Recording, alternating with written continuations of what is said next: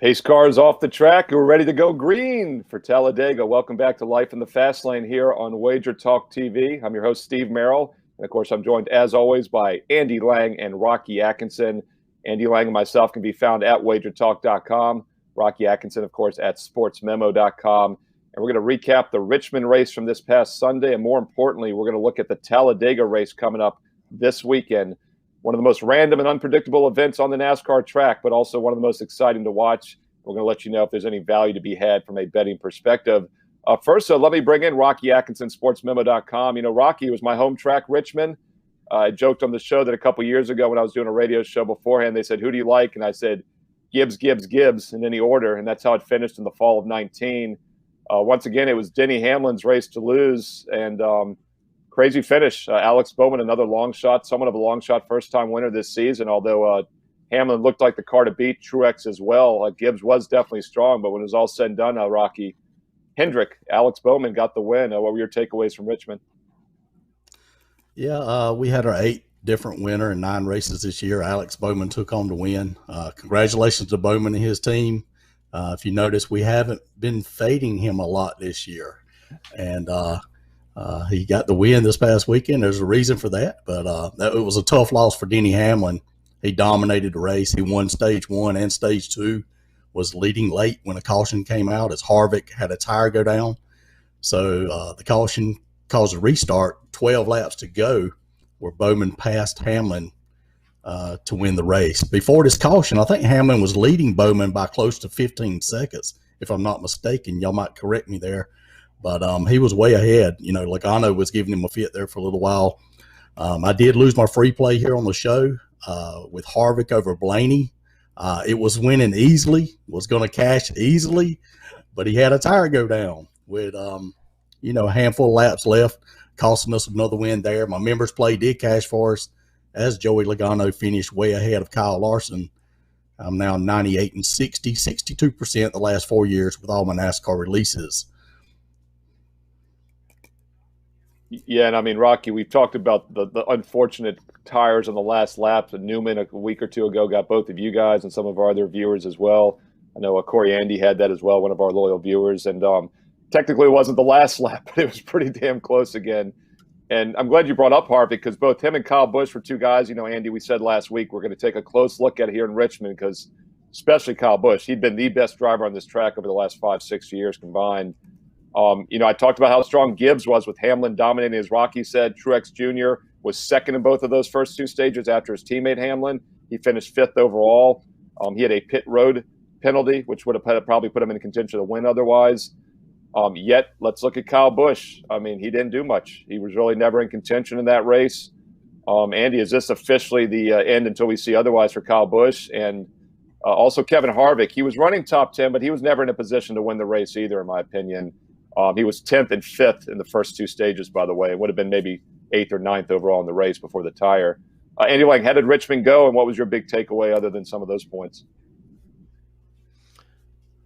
Well, you ask about Kyle Busch, and is this the beginning of the end? And if this continues, I think we're going to go back to last year and say, no, that was the beginning of the end.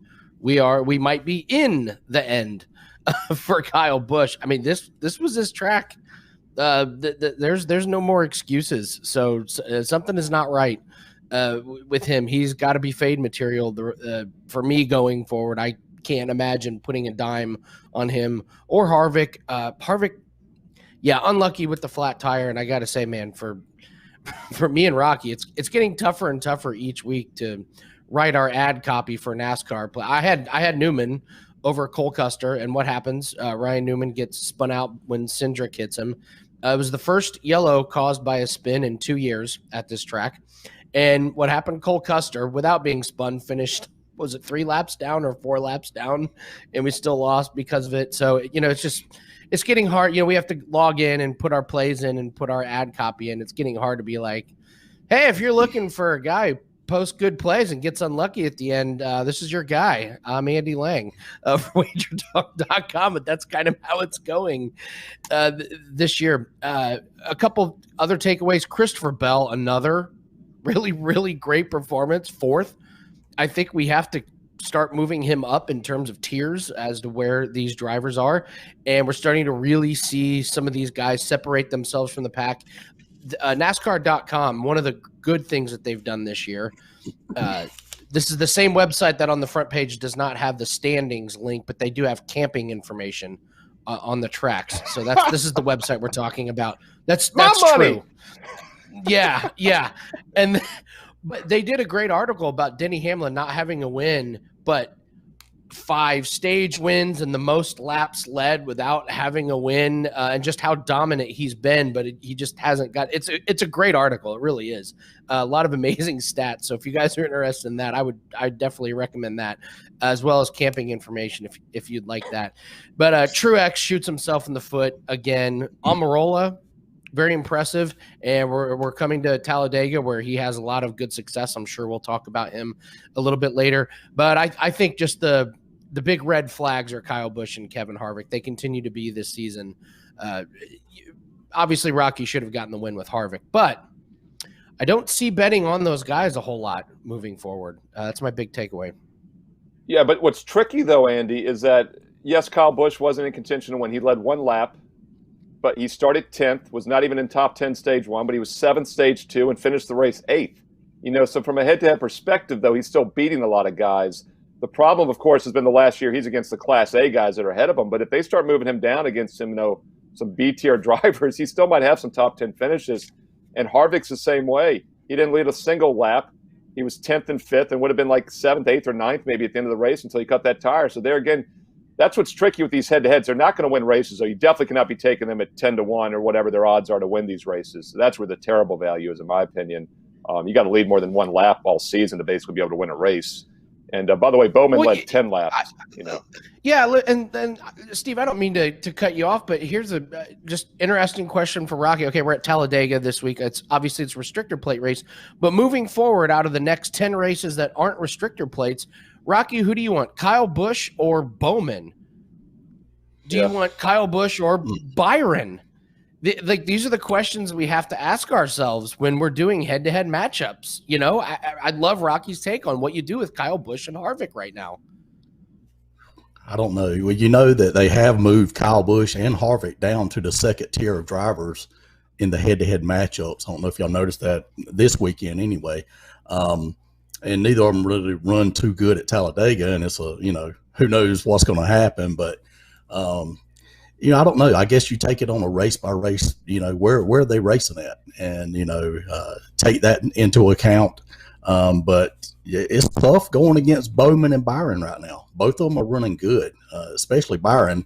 And then you got Bowman out of the blue winning this past weekend in Richmond.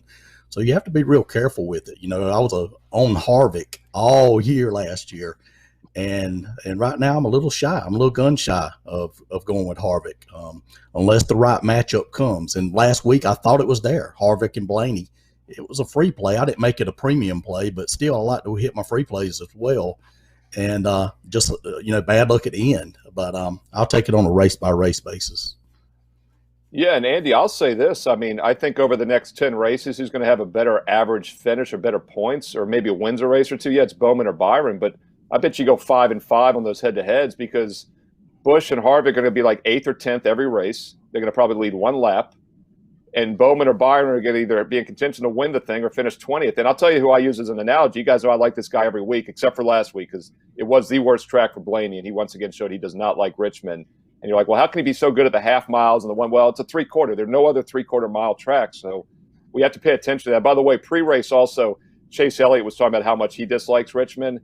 Elliott finished 12th, no top 10 stages. Blaney finished 11th, 5th in stage 1, outside top 10 in stage 2. So definitely keep that in mind for the fall race here in Richmond. That's my big takeaway. Elliott and Blaney are guys to avoid until we see otherwise. But it's just that consistency factor. Busch and Harvick will still be top 10 guys most races, but they're not going to be in contention to win. So I think it's a tough question, and that's what makes it so tricky with the head-to-heads. You guys are talking about how it's been a tough season, some bad breaks. Andy, I got to give you props. The minute you mentioned it on the show last week, you knew I loved it, because I was talking about how much I loved it. But that under, what was it, 18.5 lead lap finish cars, just because I know Richmond so well. And I told the story about how there's no more cautions anymore. And then you mentioned Newman's spin out was the first caution by cause in over 2 years. And we ended up with 14 drivers on the lead lap. We were down to like 9 for majority late race there. And that caution it was at the 7 end at one point. Yeah, exactly. It was 7. And it wasn't even 18 on the top 2 laps. It was like 12 or 13 on the 1 lap behind. And I'm looking at it now. 17 guys finished 1 lap behind. 18th driver was 2 behind. Only 14 finished on the lead lap, but it should have been less. So luckily, Andy, that late caution didn't screw you over on that one because that was a great pick. And you told me also, Andy, I will finish on this note, but you said that you saw that was pulled down from DraftKings after the show, I believe. Or the odds went to minus 200 juice very quickly. And I think it was actually it went to minus 210. It was at minus 210 the next morning. So congratulations to all of our DraftKings viewers who obviously pounded that one. So nice work. Yeah, and I'll tell you what, we might not get as many views as NBA Tip-Ball for MLB First Pitch, but I still say per viewer, we have the sharpest audience in all of WagerTalk TV, and I'm sure those of you who watched early on Friday night and took advantage of the live show or the quick replay afterwards were part of that one moving the line. So congrats, and by the way, that was a great free call. We will have free picks for Talladega here a little bit later at the end of the show from Rocky and Andy. But first, before we move on to Talladega, let's wrap up Richmond with the Ricky Stenhouse Jr. Unforced Error Award. And by the way, Stenhouse finished 17th. No top 10s in either stage, but ran a clean race. We very well might have to change his name in the near future because he's having a pretty clean season. A couple nominees I threw out there. You know, we talked about Newman having the first caution in over 2 years. That was early in the race. Didn't really make much of a difference. Keselowski, someone we hadn't talked about real quick, he does not pit with old tires in the middle of stage 2 and basically gets passed by about 14 cars before the stage ends and is able to get back on the lead lap after that, actually. I had to throw in that there was 129 winners of Clint's $10,000 money. That came out to a whopping $77 per person. So I thought that was kind of comical. And then Truex gets the pit road speeding penalty. He was top 5, top 2 basically all race. He had a chance to win with Hamlin. Ends up top 5 otherwise. And then the last one, the one I actually voted for, guys, was 19 laps to go. Harvick brings out the caution with the flat tire. This actually did not win, Andy, and we'll let you announce the winner. But I had to vote for that one just because it changed the winner of the race. And that's a pretty big deal in my book. Hamlin and Logano, one of them is going to get the win if they don't wreck each other. Bowman maybe sneaks in if they both wreck each other. But otherwise, it's Hamlin and Logano. Of course, Bowman gets the win on the restarts. But Andy, go ahead and let us know who won the race. That was second place, tied with Truex Jr.'s pit road speeding penalty, 17% each. But 31%, Andy, was our winner this week. And I'll let you give the award. I was the underdog wins. I did not expect, but congratulations to Brad Keselowski. You did not win the race. Haven't won this year, but Brad not pitting in stage 2, and the whole field passes you, gets the win. I actually voted for Truex just because it was so dumb and so unnecessary. I mean, it literally cost him a chance to win, which blows my mind. Whenever, if you're in the teens or the 20s, I get speeding on pit road, but when you have a winning car at the very end, it's like it's the one thing you can't do. But the crowd has spoken. Week 9, Brad not pitting in stage 2 with those old beat up tires, and just there was a local guy here who covered racing, and whenever somebody would do something like that, they would call him the moving chicane. And that's kind of what Brad looked like. It was just, you pulled up, blew right around him. And so congratulations, Brad. You get your first win of the year here on the show. And what's funny about it, too, is had the caution come out while he was still in the lead there, he would have been able to pit with everyone else and been in a position maybe to win the race. So it could have turned completely different. But as it turned out, it was a pretty big blunder. But it was a calculated gamble. So I could see Keselowski winning. He might not get too many wins. Both him and Harvick probably won't get too many wins. So they were our top 2 this week, along with Truex, 3 really good drivers. Brad Keselowski wins the Unforced Error Award at Richmond International Raceway. Hey, before we move on to Talladega, quick reminder, Rocky Atkinson, sportsmemo.com, baseball, hockey, football, basketball, and NASCAR. Andy Lang and myself, Steve Merril, both at WagerTalk.com. Andy covers props. He is a prop expert, golf, NASCAR, NBA, NHL props. You doing any baseball props, Andy? You going to get into those? Yeah, just started releasing them. We're doing first inning bets. So, yeah, we just started this week. I think I've released like 3 total this season. So I have 2 going today. A weird week because I'm not going to release any client plays for Talladega. And then we have a weird Zurich Open golf tournament, which is pairs, and they play this scramble thing. No plays there. So it's kind of a dead weekend outside of props, as most people would expect NASCAR and golf plays. But starting next week, hammer down. And once again, WagerTalk.com for Andy. He's also Bump Sports on Twitter at Bump Sports. Rocky Atkinson, SportsMemo.com. Rocketman Sports on Twitter at Rocketman Sports. You can find myself, Steve Merril, WagerTalk.com at Steve Merril, 2 R's, 1 L on Twitter. You guys, don't want to spend too much time at Talladega. It's a random race, but let's just bring up some usual suspects that we're looking at and how you're approaching this race. Rocky, I'll start with you. Talladega restrictor track with the plate. What's your or space or whatever they're using now? Rocky, what's your strategy going into this weekend? I do want to mention that I almost won Clint's money this past weekend. I hit 5 out of 6. Almost $77 richer. Then it would have only been like $76. I hit 5 out of 6, and the one that I missed was I picked Toyota for the most amount of cars in the top 10 at the end of stage 2, and it was a tie. Good pick. Yeah, so that was the one I lost, but I almost got some of Clint's money. But, that would have been amazing. That would have been amazing. That would have been great if one of us wins it. But as far as Talladega goes, everybody knows it's a random track. I mean, they go very fast. Usually we're going to have the big one that you're going to have to try to avoid. And as we've talked about on the show before, a lot of these teams will go straight to the back of the pack to start with just to try to avoid that, just in case, it happens. But the one guy that I'm looking at, or the main guy I'm looking at, I guess if you have to look at somebody, I'm going with Denny Hamlin. Hamlin has 2 wins here, 9 top 5 finishes, 13 top 10s, and 30 races here in Talladega. Average finish of 16.7 at this track. I did find an unbelievable stat where the past 5 races on restrictor plate tracks, Hamlin has 2 wins, 5 top 10 finishes with an average finish of 2.8. Hamlin is the hottest driver to pass 3 races with a 2.7 average finish, hottest driver to pass 10 races with 9 top 10s and a 4.2 average finish. So I'm looking at Hamlin again this week to get the job done.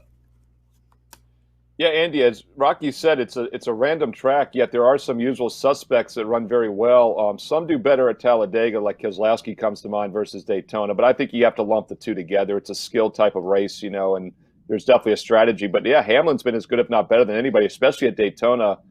Andy, who's somebody you're looking at this week at Talladega? Well, it's a goofy track, goofy race, so why not give out a goofy stat? Here's one of my favorite stats of the year. The last 4 races at Talladega, 3 out of the top 4 of the best average finishers have the same first name. This is, believe it or not, Ryan Newman, Ryan Blaney, and Ryan Preece. And the other is Denny Hamlin. So why not throw some money on the Ryans? They're doing good. So if you get a Ryan Newman or a Ryan Blaney or a Ryan Preece in a head-to-head matchup, I would say go with them.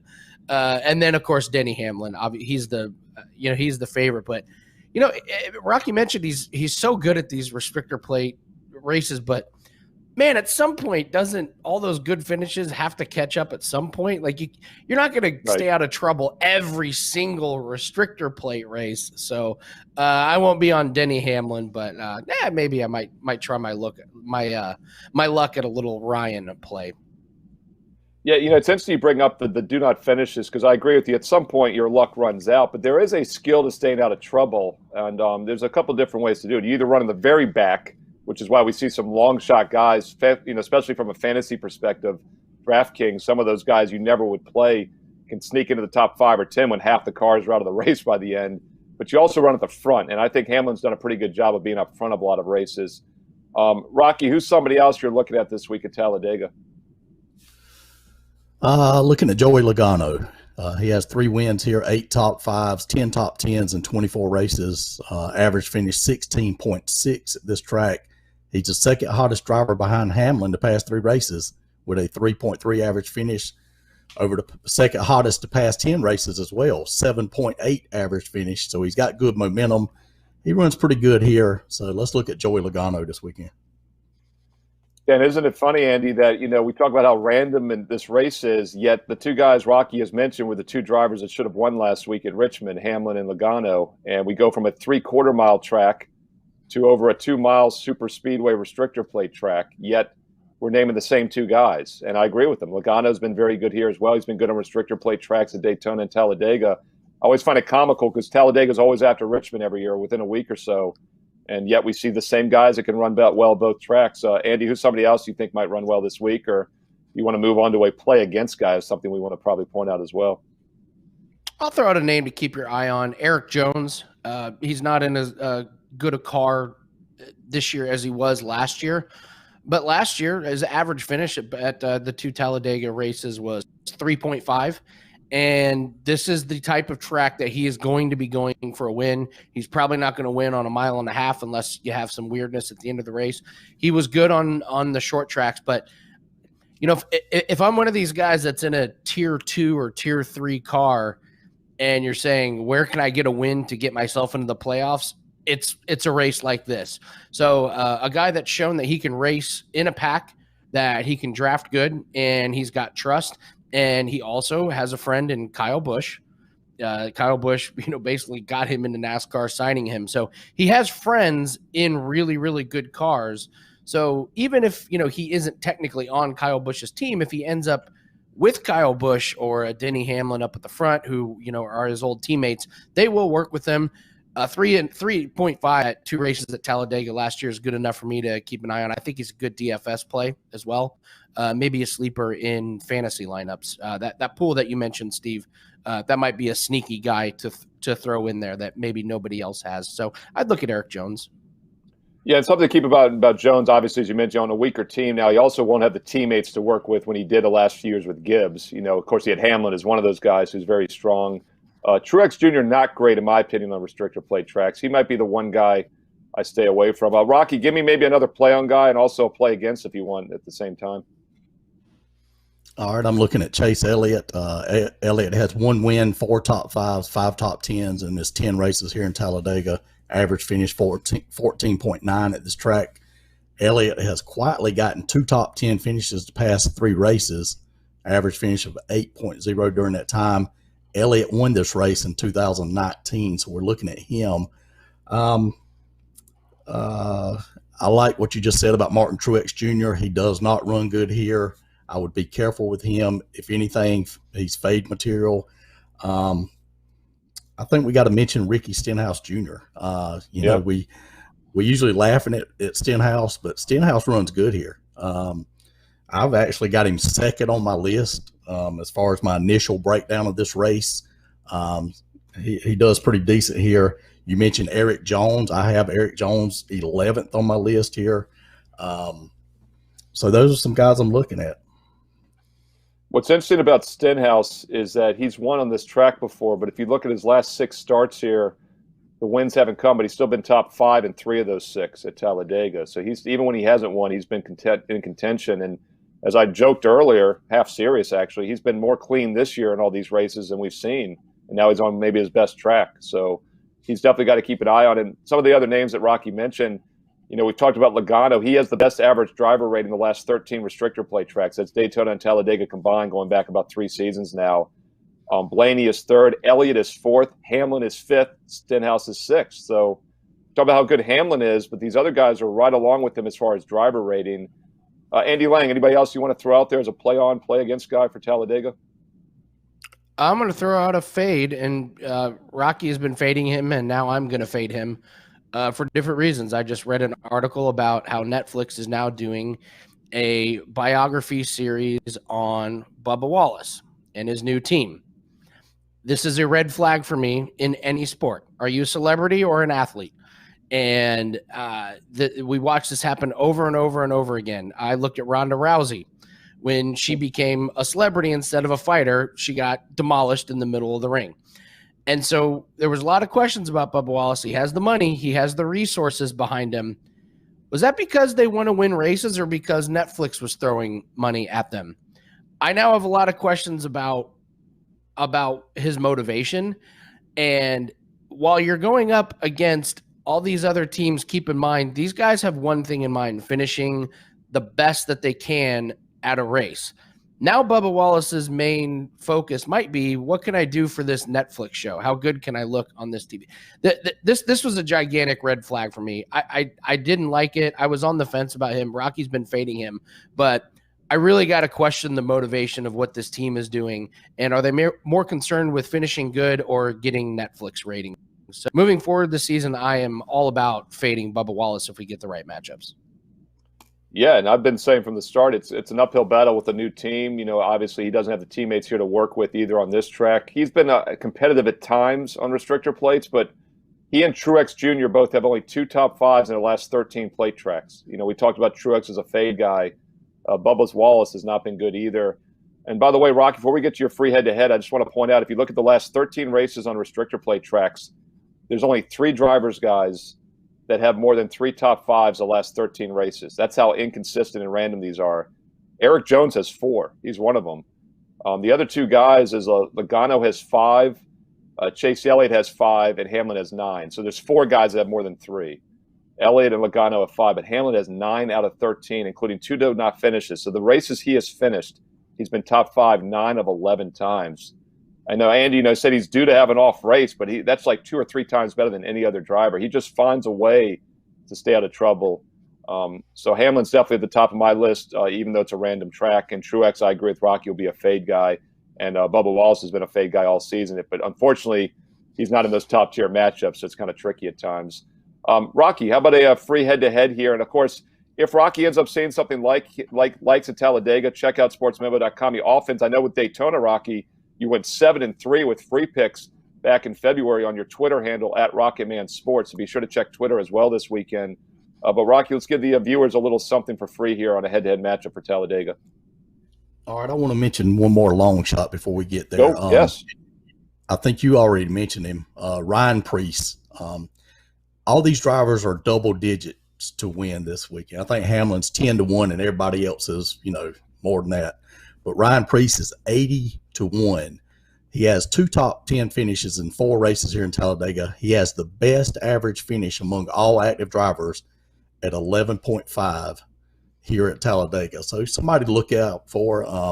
Not saying he's going to win, but it seems like he knows how to get back to the front there at the end. So make sure you look out for Ryan Preece. As far as a free head-to-head matchup, I'm going with Eric Almirola over Bubba Wallace. And Andy mentioned it, fade Bubba. And I did not realize, I have not heard that story that Andy just told us. So that's very interesting. I want to look a little deeper into that. That's good observation for sure. Almirola has 1 win here, 5 top 5s, 9 top 10s, and 22 races here in Talladega. Average finish is 15.8 at this track, which is 6th best among all active drivers. Bubba Wallace has no wins, no top 5s, no top 10s, and 6 races here. Average finish 22.7. So we're going to fade Bubba with Eric Almirola this weekend. Yeah, and by the way, just to piggyback on that Preece long shot pick, I think it was not last week, but the week before, I think Martinsville, he had run pretty well. And, of course, he ended up in that big crash when his Louisiana hot sauce hood was on fire. But he'd actually been running well at some other tracks. I know that's only a half mile, but if you look at his last 9 starts on the plate tracks, he hasn't finished 3 of them. He's been top 10 in 4 of the 6 he's finished. So I think that tells you something right there. So, yes, stuff falls right. Maybe look at a top 5, top 10. Don't have to take the 80-1, but you get a good payoff still at a top 5 or top 10. Really like Preece for a top 10. It probably a pretty good payoff. I would think it's at least 5 or 10-1. We'd have to check, though. Andy, free play for you. And this one is interesting, Andy. I know you sent it over. I'll let you give it out, but I definitely want to hear your logic behind this one because I might have been looking the other way, just, big picture, but I want to see what your numbers are on this one. Well, we did really good with our DraftKings prop last week. And this one it's a free play for a reason. Don't go crazy on it, but it could be fun to follow. The grid position of the winner, I'm taking them starting under 9.5. So if you're 9th, 8th, 7th, 6th, 5th, 4th, 3rd, 2nd, or 1st starting position, are you going to win? Here's the last 4 winners of Talladega races. Denny Hamlin, Ryan Blaney, and Chase Elliott. They're all in the top 10 starting. And so in the top 9, I get Kyle Busch, Chase Elliott, Ryan Blaney, Christopher Bell, Alex Bowman, William Byron, Truex, Logano, and Hamlin. it's a pretty star-studded lineup, especially with getting Hamlin in there. So I get Blaney, who's had success here, Logano, who loves leading laps here. You get Bowman and Byron, who are having, I would almost say, breakout years. And you get Chase Elliott, obviously the defending champion. So I feel like I get really good value with all of those guys who have good history here, know how to keep the car clean, and should probably be there at the end if they can avoid the big win. Yeah, what's funny is when you sent that over, I'm thinking, boy, such a random track. 9.5 doesn't give you much wiggle room. But I'm looking at the starting lineup here now with the qualifying order. I see what you're going on. The only two concerns you really have are 10th and 11th. You've got Keselowski 10th. You can see him biting you by a half maybe. And then Austin Dillon 11th, the guy we didn't mention today. But Dillon has been very strong the last years at Richmond, and he's been good on the restrictor plate tracks, better than average compared to his other tracks.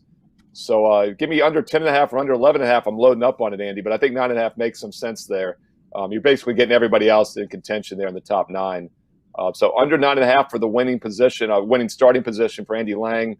And once again, that'll probably move. I think we have some viewers that are going to probably jump on that. I would agree with that one, even on a random track like this. And I think we all agree with Almirola over Bubba Wallace. I know Andy does, and I do as well. And that was Rocky's free play. And once again, Rocky might have some free stuff for you on Twitter. You never know. Check out @RocketMan Sports this weekend.